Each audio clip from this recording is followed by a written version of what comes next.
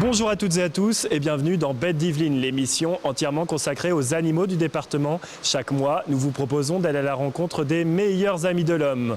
Aujourd'hui, nous allons nous intéresser à l'équithérapie et aux bienfaits thérapeutiques du cheval sur l'homme. Regardez le sommaire en images et on se retrouve juste après.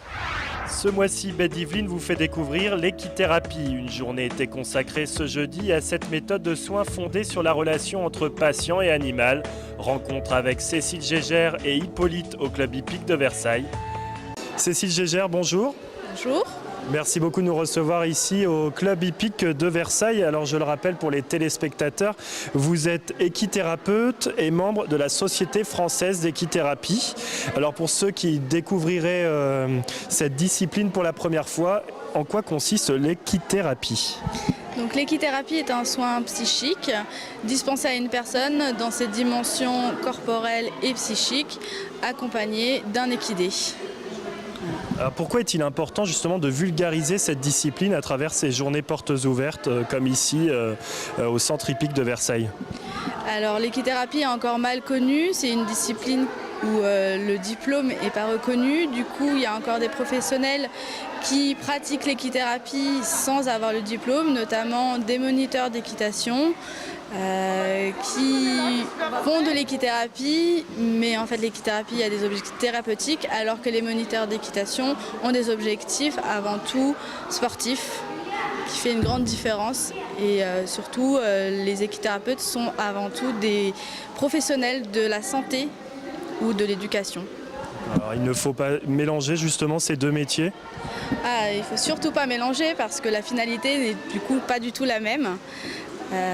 Les équithérapeutes sont vraiment avant tout des professionnels de la santé, donc ça veut dire que ce sont des gens qui sont diplômés de médecins, infirmières, éducateurs spécialisés, des psychomotriciens, des orthophonistes.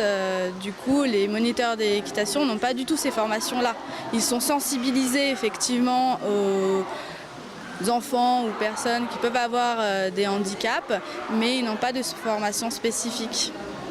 D'accord. Alors on va revenir justement à l'animal qui est derrière nous, le cheval. Le philosophe de la Grèce antique Xénophon disait au 5e siècle avant Jésus-Christ « Le cheval est un bon maître, non seulement pour le corps, mais aussi pour l'esprit et pour le cœur ». Alors, quand l'homme a-t-il découvert les vertus thérapeutiques de cet animal ? Effectivement, comme vous l'avez dit, donc c'est avant Jésus-Christ, où déjà ils ont rapidement compris que depuis que le cheval est domestiqué, on peut mettre les gens à cheval, et notamment c'était prescrit pour les enfants et les adolescents, pour les éduquer et pour fortifier les muscles. Dès le 5e siècle avant Jésus-Christ, on parlait de la relation homme-animal, homme-cheval, donc ça fait depuis la nuit des temps. Ça fait, disons, maintenant ça commence à se médiatiser, donc du coup c'est vrai que ça commence à prendre de l'ampleur. C'est développé depuis plus longtemps dans d'autres pays. En France, c'est vrai qu'on a encore un peu du mal parce que la distinction n'est pas encore très claire. Et du coup, ça fait une dizaine d'années que maintenant il y a des formations qui voient le jour. Et maintenant les personnes commencent à se former du coup vraiment spécifiquement à l'équithérapie, pour justement empêcher l'amalgame entre les moniteurs d'équitation et vraiment les professionnels de la santé. Est-ce qu'il y a une approche médicale justement avec les équithérapeutes ? Voilà, c'est ça, c'est vraiment un soin psychique. Donc on va beaucoup travailler autour du discours, de la parole, de la communication de façon générale et aussi de la communication non verbale pour les enfants ou les personnes en tout cas qui n'ont pas accès à la parole. Donc on va du coup rechercher un bien-être dans la communication et dans la relation avec le cheval. Alors Cécile, avant de poursuivre cette discussion, je vous propose de découvrir l'équithérapie à travers quelques images. Alors Léo Brachet a suivi Hippolyte durant une de ses séances. On regarde ensemble. Ce jeune garçon sur un cheval, c'est Hippolyte. À 9 ans, cet enfant est autiste. Depuis qu'il est tout petit, ses parents se sont aperçus que les troubles liés à son handicap diminuaient au contact des animaux. Ils ont donc inscrit leur fils à des séances d'équithérapie. Pour moi, c'était trouver une thérapie qui puisse allier un sport.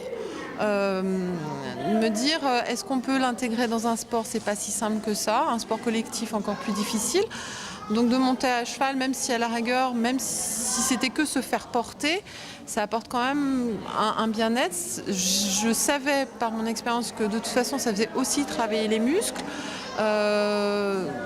Donc il y avait un double objectif qui je pense est atteint.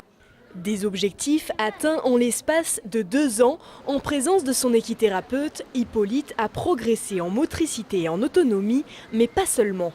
Pour Hippolyte, depuis il y a 1 an, il a énormément évolué, je trouve aussi au niveau de l'élocution. Il est beaucoup plus facile à comprendre parce qu'il a besoin de s'exprimer pour dire ce qu'il attend de son cheval, ce qu'il veut de son cheval.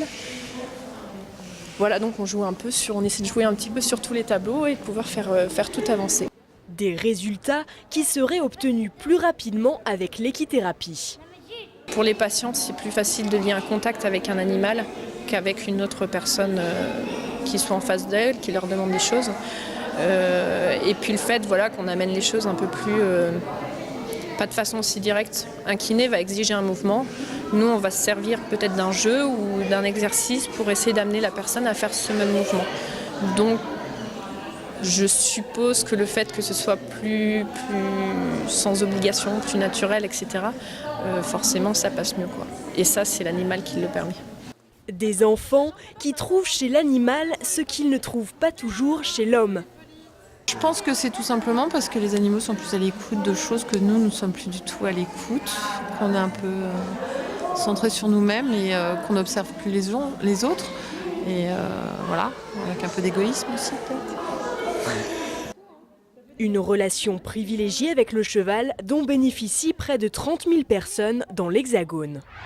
Alors Cécile, nous l'avons vu dans ce reportage, l'équithérapie est capable de réaliser de belles avancées. Est-ce que vous avez déjà été témoin justement de petits miracles pendant quelques séances, pendant une des séances? Oui, tout à fait, des enfants qui vont se mettre à parler, ne serait-ce que quelques mots, alors que d'habitude ils ne prononcent aucun mot, ou qui vont se mettre à faire des phrases en présence du cheval, ou même de marcher, des premiers pas. Donc c'est vraiment effectivement une belle avancée. Maintenant, ça n'empêche que pour des enfants qui sont vraiment une lourde pathologie, il n'y aura pas d'avancée non plus fulgurante. Il ne faut pas espérer des miracles, justement, parce que c'est une thérapie qui est très longue. Voilà, vous le dites, c'est une thérapie très très longue, donc il faut du temps pour obtenir ces résultats. Tout à fait. En général, les prises en charge sont fixées avec les objectifs sur une année scolaire en général et sont régulièrement renouvelées. Il y a des enfants qui sont pris en charge depuis 4 ans, 5 ans maintenant, qui ont beaucoup évolué. Mais sans doute que là, à des moments, on va stagner et du coup, les capacités vont peut-être être atteintes, mais ça n'empêche que le bien-être, ça est toujours là. C'est ce qui est important.